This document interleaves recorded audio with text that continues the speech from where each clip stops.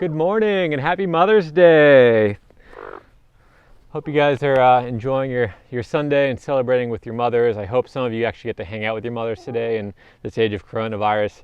I'm here thanking these two mamas for all the work you do. I guess you haven't actually birthed chicks yet, but hopefully soon they give us eggs every day, so potential for chicks, but so far no chicks. But I just want to say thank you to you two. Today we're actually going to do a tour of my mom's living area and kind of side yard where she has her little orchid nursery, and she has all sorts of cool plants over there, medicinals and edibles and everything. I learned a lot from my mom and I really appreciate everything she does. So thanks, Mom. Happy Mother's Day. I love you. And of course, happy Mother's Day to all the mothers out there. And Monica up the hill, Hacienda Rosa, she's kind of like my second mother. And of course, Paulette and Jerry on the West Coast, my mother-in-laws. And all the other mothers out there. There's so many to list. Ow, this mother's trying to peck at me because she wants more attention. It's all right. It's all right. So anyway, yeah, we're going to head on over to Mom's place now, and you'll get to check out what she does over there and what she gets up to. And it's literally right next door. So our house is here, her house is right there. So we're not going far, right next door. Let's check it out. Show the view of the mountain from here. Of course, the view of the mountain. Not sure if you'll be able to see it, but that's the mountain out there. So this is what she gets to look at every day when she's out here watering her garden in the morning. Right now there's a lot of clouds, but some days it's perfectly clear. That's El Yunque, that's the peak of El Yunque up there, or close to the peak of El Yunque, which is the main mountain range on the east side of Puerto Rico, and the only tropical national forest. Fun facts. So these babies, they're shooting out. This is perfect environment for orchids here. There's so much moisture in the air that they just thrive. There's always new growth. I need to repot this one, but every time I wait for the flowers to die, there are new shoots. Now this one here will be shooting off another stem of flowers, so it's endless. This one here is just an endless supply of beautiful orchids. Come on, Otto. What about this part of your yard over here? You want to do out here first? Well, this is just, this was my vegetable garden for a while, but then the stray cats in the neighborhood decided to use it as their bathroom. So this is a jade vine. Just missed the flowers on it. Absolutely beautiful. I've had it for 4 years, and she has finally flowered. And the vine is about this long with these beautiful jade flowers. They're just gorgeous. I tried to pollinate them. It didn't work. So maybe next year's flowering I'll be able to get them to produce some seeds so that I can hand them out for others. So this is a Pennyroyal plant. It's mosquito repellent. It has a great scent. You can make an oil with the leaves and then spray it on you. Prevent mosquito bites. It's I have it here by the front door. Keeps them from coming into the marcasina. Of course, my aloe plant has flowered. The stems are still there. You're not supposed to cut them until they come off themselves, but I don't think they're very attractive. It also needs to be repotted. Everything grows here so quickly and so vibrantly that it overwhelms the pots every time. Well, this is the beginning of my living quarters. I also have a citronella plant growing here, which everyone knows is good for mosquitoes. This is a moonflower that my girlfriend Dory gave me. Her friend Linda sent it from Connecticut. It's already had a couple of flowers, so that needs to go out so that it will really take off. It will vine up just like the jade vine does. My spathiphyllum's doing well. They all love this moisture. This is a healing plant, and I really don't know the name of it, so I can't give it to you. But these little pieces on the end are babies, and they will drop off and start their own plant. But it's a medicinal plant. It's good to make a tea with, and I think it might be for blood sugar, but don't hold me to that. What's this table here? Oh, this is my Reiki table. I'm a Reiki practitioner, and this is my office. And so it's surrounded by the outside, which is so the energy from the rainforest is just amazing. So out here you have only the sounds of the birds, the coquilles, and the rain when it comes. So it is very healing. It's a perfect place for any healing. Outside, obviously, we all know that nature is the healer.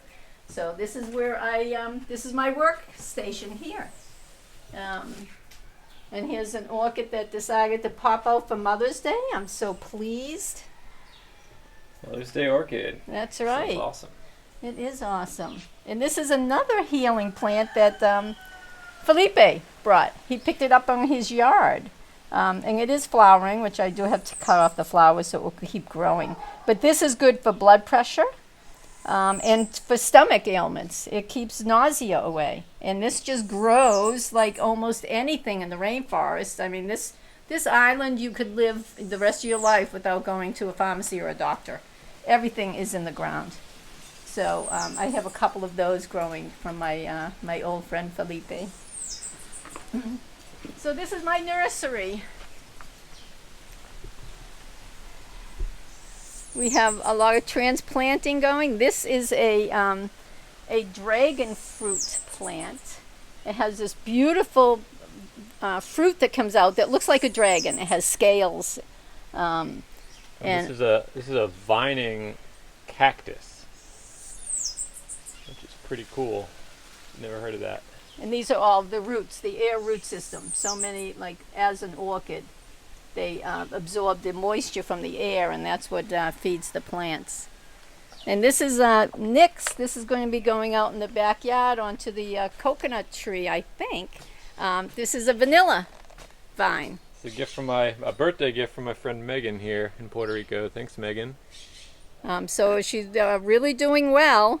We put her in here, out here with the rest of the crew to make sure that she was happy here.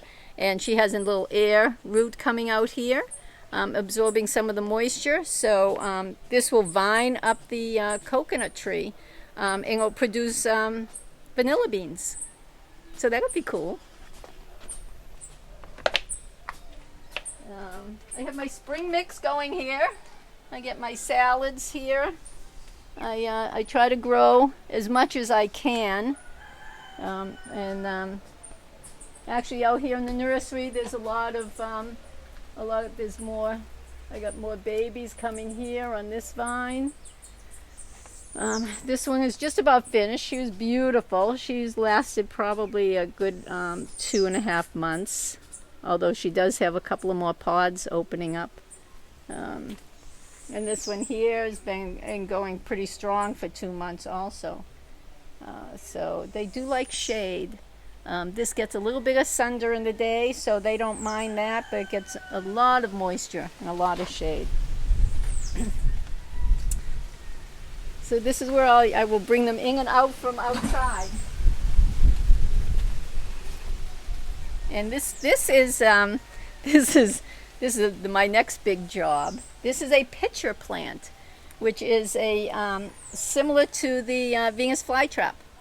It will catch in the little pitcher. It has this little lip over it so that the rain will not go inside. And yet, when it fills up, let me see if we caught anything on this one. Oh, you see one little, I don't know, that's a mosquito or a spider. Oh, there's a couple there. And so they will, obviously with the scent, they will fall into the pitcher, unable to get out. And that's how the plant survives and thrives. So she has taken off, and this is probably a 3-man job to get her into a number of different pots. So I am looking now for volunteers to help me separate her and put her into a number of different pots so that she will thrive and continue. I think it's just beautiful. I have captured a few of the pitchers when they dry. I should show you when we go back in the house. And what I've done is shellacked it and put in aromatherapy on a cotton ball inside, and as you walk by, you can smell. I have put lavender because I like lavender, and I'm going to make as many as I can, and hand them out for gifts, on different birthdays and holidays. So another reason I need to transplant it. This baby here is just opening up too. She's going to be, she'll be with us for probably another 2 months.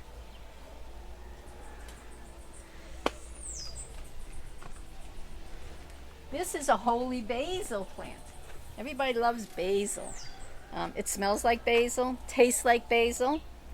I put it in my tea. It's good for stress. It's good for nausea. It is also good for blood sugars. It's similar. I mean, it does smell and taste like basil, but it has many more healing capabilities. So, and she just grows crazy here. More spring mix. I have a pineapple growing. I'm happy. This is probably my 4th pineapple since I moved here. They pop up after about 2.5 years, and then they take another 6-8 months to develop into pineapple that we can eat. And this is it. We have a nice outdoor shower here. So I had at one time a shower curtain, but as you can see, I have plenty of coverage. So the shower curtain is no longer necessary. Nick cleared out this side yard. You probably saw it in one of his last vlogs. So that we'll have some nice bananas coming from those now that all the vines have been taken care of. Plentiful. Bananas are everywhere. You can live forever in Puerto Rico. Potassium is good for you. Wow, here's my kale with a little flower in between. Birds, the lizards. Yeah, look at I repotted this so I can put one in the house. Nice. I know, aren't they? They're just so delicate. Here's some more rosemary I have growing. And this is lemongrass. Great for tea. It's a great tea. Actually, I'll probably take some for... Thank you. Thank you for this leaf. Thank you. Thank you for my tea. Perfect. I'll put that in my tea this morning. I don't know if there's anything else you want me to say, Nick. Or this is a crown of thorns. Oh yeah, check out this crown of thorns. Just a lot of beautiful flowers and some edibles, medicinals, everything, and you can kind of see where I am able to get my knowledge from here. Mom has all this kind of knowledge already saved up, and I just did a little more learning. One more thing we'll point out is right above her little backyard area, she's got this beautiful avocado tree that's actually from the next door neighbors. But there's actually a bunch of avocados on there. I don't think you're going to be able to see them because it's nice big one there. They're all kind of blending in for you guys. And there's a smaller one there. You might be able to catch that one.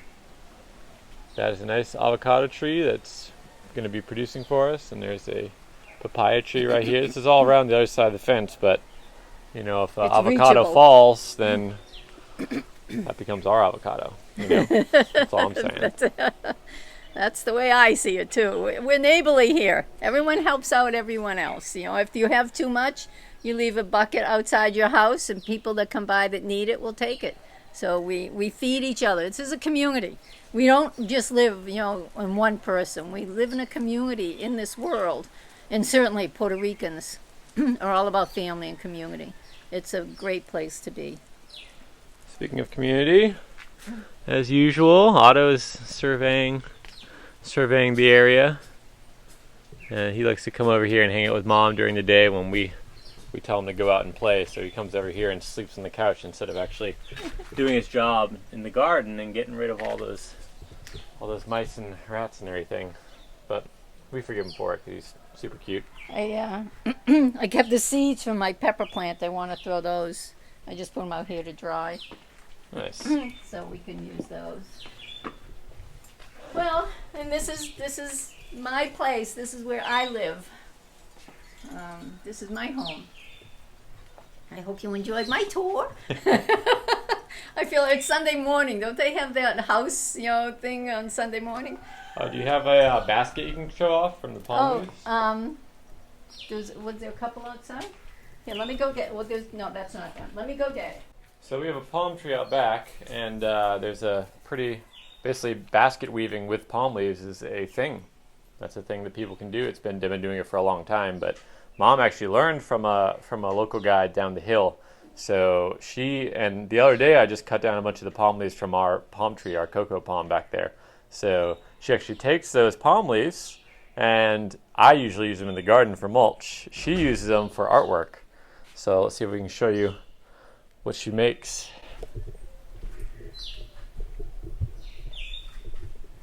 I just want to show off this plant again. This thing's so cool. Each one of those little guys growing a leaf there. Look at that. These are all little babies. That's so cool. All right, what do you got for us? Well, this is one type of basket that you can make from the palm leaves. This is a great serving basket. These can go in the refrigerator. I have my crystals in this one. And then these ones are hanging baskets. You can, put them up. I put orchids in it. I use it in the kitchen for garlic, onions, potatoes. And it's just all woven. It's You can see the structure of the palm leaf really well on that one. So right. That's that main stem in the middle, and then all the leaves going off, and then she just weaves them into this basket shape. Right. It always has such a beautiful design. As does this one here, does it? Well, it's not. Now look, it's dried. But they are so useful. You don't have to purchase anything. You just go out and pick a leaf and work it. That's all. I love weaving. It's something I find when you get a fresh leaf, it feels almost like leather, a nice, soft, pliable leather, and you can just weave it together. It's meditative, and they're beautiful. Now the color is from from the leaf, is certainly a whole different color than this one. So the variety is amazing, but it keeps me busy.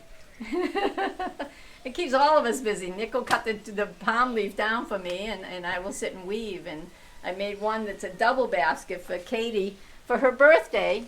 So it feasibly is like on the same stem, but one basket is on top of the other. So she'll have, that would be good in her kitchen for her to put her. We just hung it right over near where our stove is, and she put in potatoes and garlic and everything. Those things that you want to have a little bit of breathing room, but still want close to you. Yeah, and this is also made from a palm.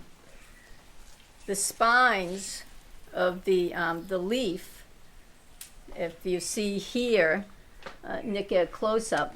This yellow. Those are the spines, and you pull those off of the leaf, and you put it together, and this is a broom or a cobweb hitter.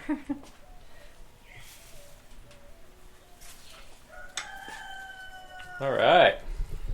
Thanks, Mom, for showing it. Happy Mother's Day to you, and of course to all the other moms out there. And I should probably call out Paulette and Jerry, my in-law mothers on the That's West right. Coast. That's right. They're in Oregon and Washington State, respectively.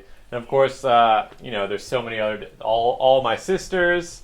Esther has a little one right now, and of course Carrie and Tina and Jesse and all the other people in our family. Monica. Anyone you want to wish, of course, Monica up the hill at Hacienda Rosa. We'll be going up there later today, so we'll get to celebrate with her.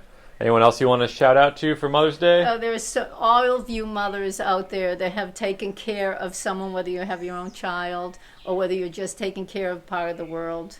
I wish you a very happy day, and stay strong during this nightmare that we're living through. It will get better. We'll have a whole new life after this. It will be interesting for all of us. Take care, all of you. Thank you. Thanks, guys. Thanks for watching, and until next time, we'll see you.